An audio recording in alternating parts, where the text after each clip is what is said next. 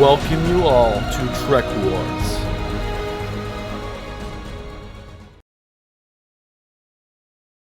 So all of us are familiar with the war between the Dominion, the Cardassians, the Federation, Klingons, and the Romulans.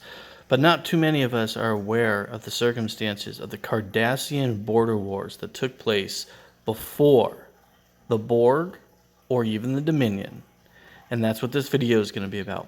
We're going to talk about the Cardassians and then their position of power. So for most of you, and even myself, I've always kind of think of the Cardassians as definitely the underdog. And for the most part, that's true. But during the time of the Cardassaion Border War, the difference between Federation technology and Cardassian technology, though there was definitely an advancement on Federation size, it's not as far as you would think. And I want to share what I've learned by watching some of the episodes of TNG. And there's some interesting things that we learn about the Cardassians, which I want to share with you guys. Now, the very first thing I want to point out, which should be obvious, but some people seem to have a great misunderstanding with this. The Cardassians use the same hull chassis for just about all their military ships. They have the Galor, Galor-1, Galor-2, Galor-3, and even the Kelton-Class is just a Galor with some additional components. The Galor was the warship that the Cardassians depended on. Now, they obviously had other ships, but when they were dealing with the Federation, they were using Galor-Class starships. And so that's the first thing that we need to take a look at and understand. So just about all of you are aware of the Cardassian stats. They have one heavy spiral wave disruptor cannon, and they have 8 spiral wave disruptors. That's the standard layout. We see that with the different manuals, and for the most part, that's what it is. Now, based on what we have seen on screen with the Enterprise fighting a Cardassian Galor-Class ship, we see that the Enterprise takes down the shields in just 4 shots. So that's around 260,000. So that's how powerful the shields are on a Galor-Class ship. Now, what we don't know is we don't know what kind of Galor-Class ship this actually is. There are a few occasions when they speak about different types of Galors, and we know that they say that the Galor Type 3, Riker said, is the state-of-the-art ship the Cardassians have. And one of those ships actually attacked and tried to engage a Galaxy-class starship, knowing what Galaxy-class starships are capable to do. Now, this first engagement with the Enterprise versus the Galor has no idea what a Galaxy-class starship is. It has no idea what an Ambassador-class starship is. It has no idea the capabilities of Federation starships that are part of the Galaxy project. They have never come across any ship like that. And so they don't know how to deal with something like that. And in the episode, it explains this. And I'm going to share that with you guys so that we can get an understanding of what I'm saying. Cardassian ship preparing to fire again, sir. Increase power to forward shields. Hail him again, Mr. Wolf. What the hell is he doing? Damage report. Minor damage to secondary hull before we put up our shields, sir. No casualties. Structural integrity intact. Engineering to bridge. Starboard power coupling is down.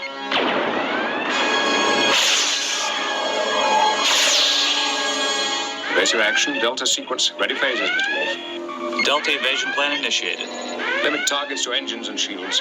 So this is a really important scene. We're going to see the Enterprise is going to shoot the back of the Galor-Class, and then it's going to return fire, which you see off screen, and you'll hear 3 shots go off, and then the ship's shields go down, its weapon systems have been deactivated, and then there's going to be some dialogue. So we learn very quickly that 4 shots from a Galaxy-class phaser system, which is a Type 10 phaser array, will bring down the Galor's shield. Aye, sir.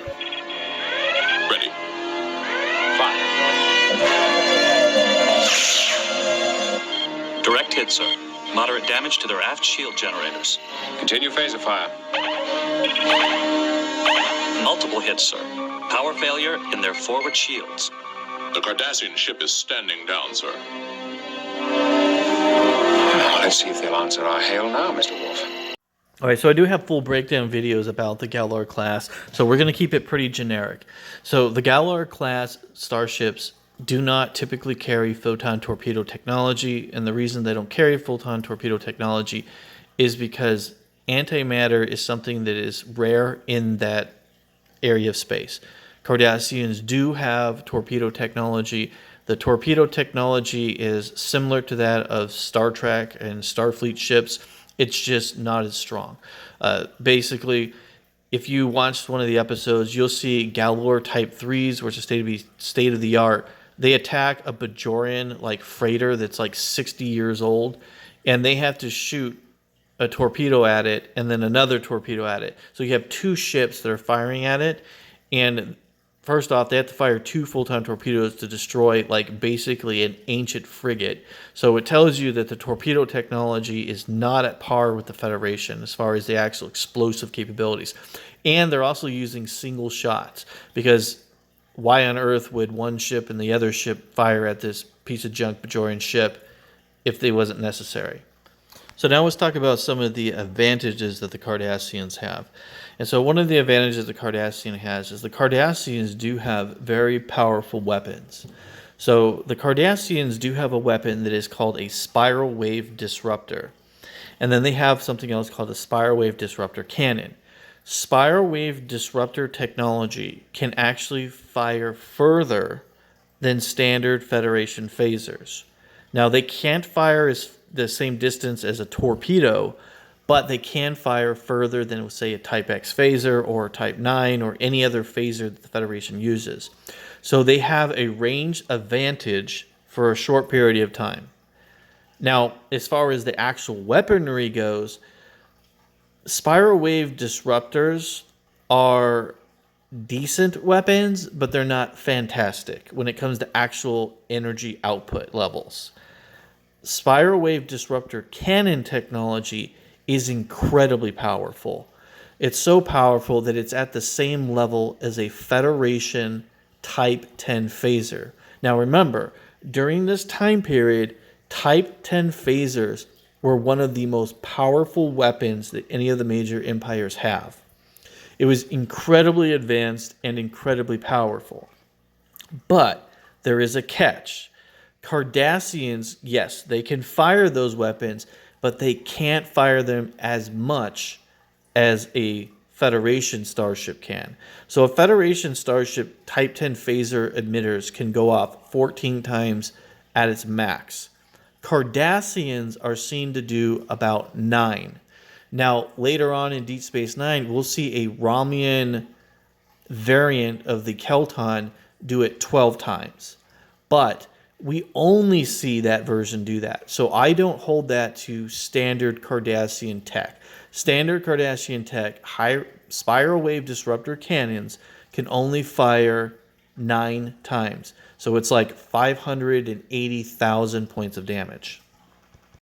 All right, so now we have a pretty good understanding about the different type of Galors, the weapon systems they're using. We know the shields.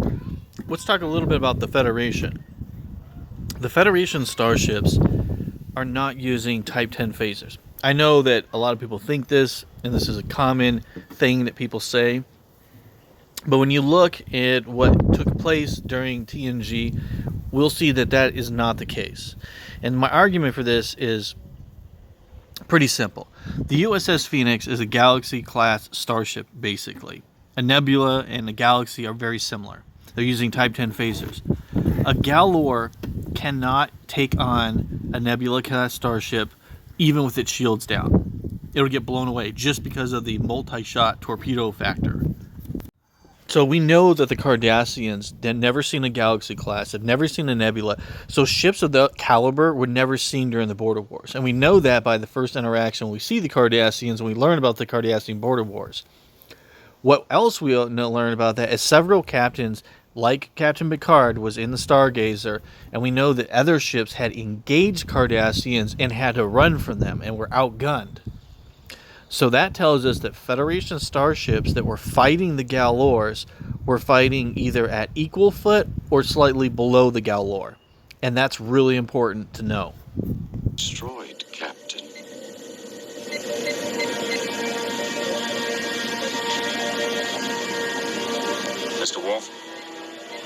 there been any response to our hails?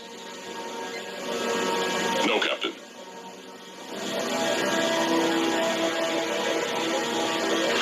Very well. Mr. Worf.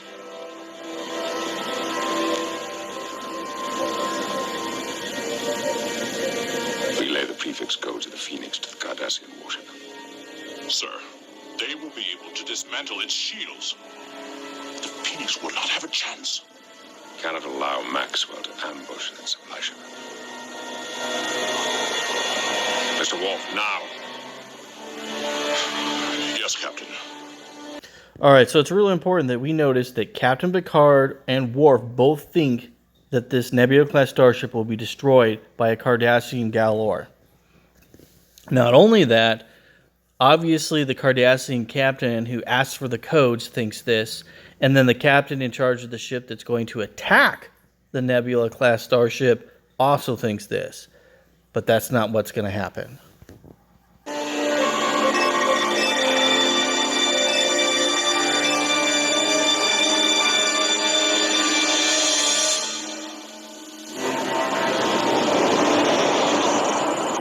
Sir, the Cardassian warship is moving on the Phoenix. Mr. Data, overlay weapon ranges of the two ships. The warship is 300,000 kilometers from the Phoenix.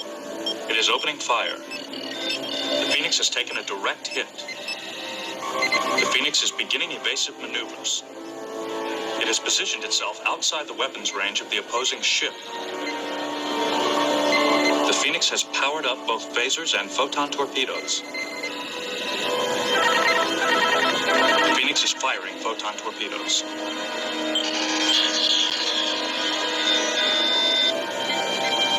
He has destroyed our warship. Does the supply ship have any weapons?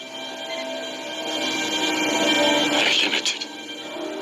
Certainly not enough to defeat a Nebula-class starship. Sir, the Phoenix is firing on the...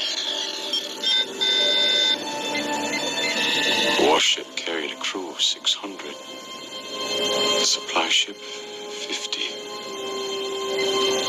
Mr. Data, estimated time to intercept with the Phoenix. At our present speed of warp 4, 16 hours, 44 minutes. Hence increase to warp 9. All right, so I think it's really important to pay attention to what we had seen here. So we got to see all those features play out.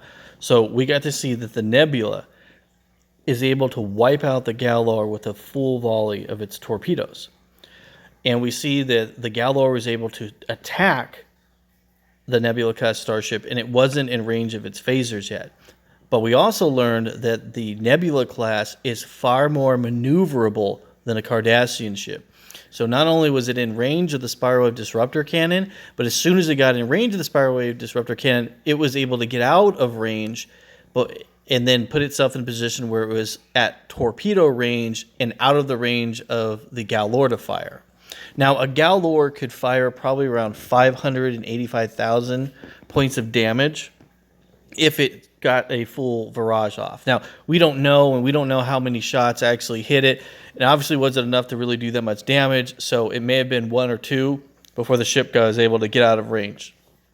Another thing about the Cardassians, the Federation ships we should talk about, is Federation's EMS technology, which is their counter technology to like sensors and stuff, is much, much better than Cardassians. So Cardassian ships are going to be far less inaccurate than Federation starships.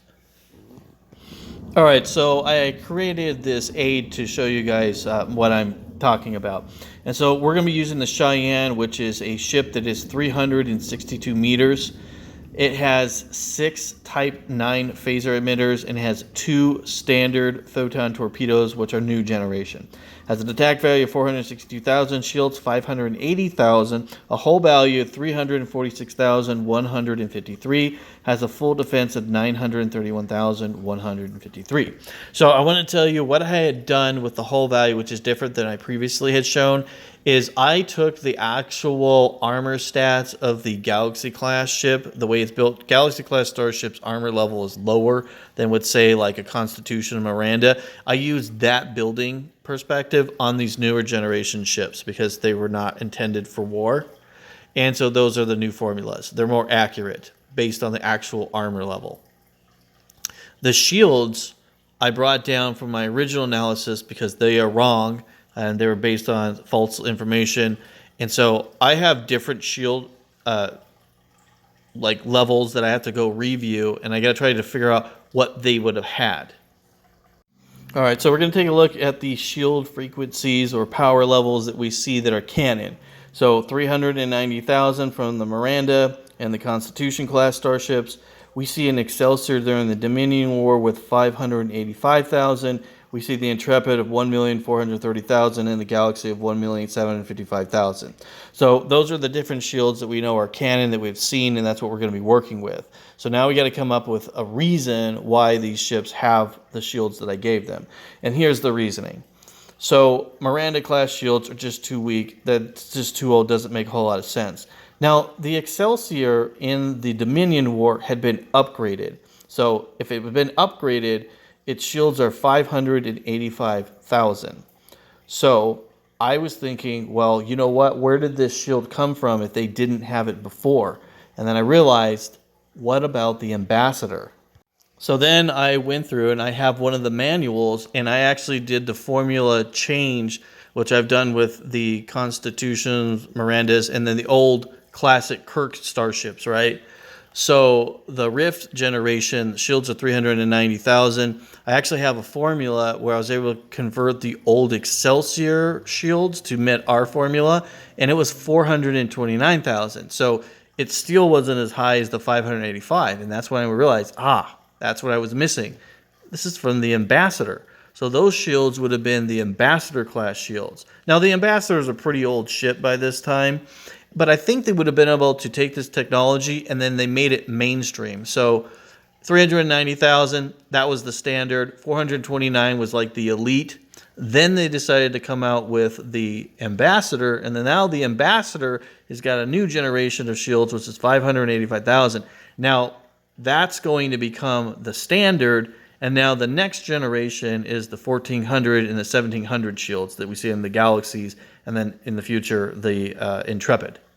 So the main reason why I came up with this ideology is those ships are so incredibly small. So when you look at the Cheyenne and you look at the Orleans and then you look at the Springfield, like these ships are very, very small. So to give you an idea, like the Springfield's mass 650, the Orleans class, which is 9,000 or 900, right? And then the Cheyenne is 1,305.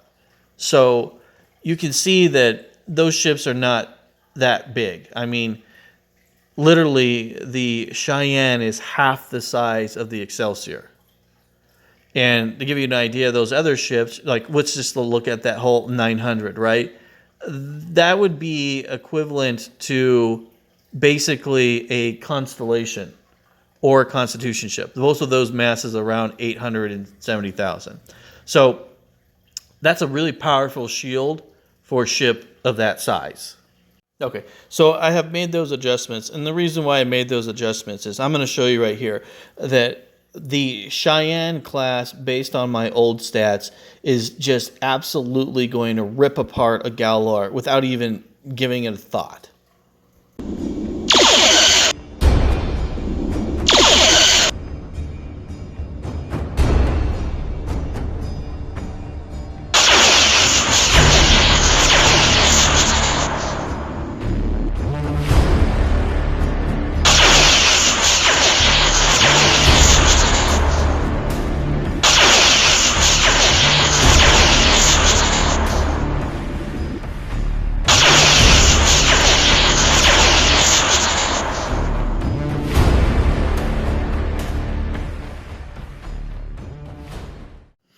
All right, so when the Cheyenne and the Galor engage, the Cheyenne is going to get to fire its torpedoes. It's going to be 342,000 points of damage. It's going to go through the shields, damage some of the hull. Now, the Galor is going to return fire at medium range at 585,000 with its Spyroid disruptor cannon. So after that takes place, I guarantee that the Cheyenne is going to target the unshielded spiral wave disruptor cannon and take it out. So the next barrage of I would say it would be around 260,000 is what the Cheyenne is doing with its phasers, and the Galor is going to be forced to rely on its spiral wave disruptor, which can fire 13 times at 7,500 each, which is 97,500. Now, when I run my little formula, what I will find out is 1, 2, 3, 4, 5. After 6 phases, right, of combat, the Galor would be heavily damaged and would have around 113,000 in hull strength left, which would mean the ship is really badly damaged. On the other hand, the Cheyenne would be dead. But because the previous thing I was showing you, they're using Type 10 phasers, it's a complete and utter beast. So one of the main things about the Cheyenne versus any kind of Galor-Class is they need to take out the spiral wave disruptor cannon, because the spiral wave or disruptor cannon can do a full volley of 585,000 points of damage. So it's a essential act to take this weapon out. Now, if you can take this weapon out with, say, the first barrage of torpedoes and you get lucky, then the battle will be almost guaranteed to the Federation ship. Now, if the Federation starship can't take out the spiral wave disruptor cannon right off the bat, then these smaller ships are going to fall victim to that spiral wave disruptor cannon's high volume. So for the second part of this video, because it's getting pretty long, what I'm going to do is I'm going to take the Galor and we're going to break down battles between the Galor and the ships that you see before us.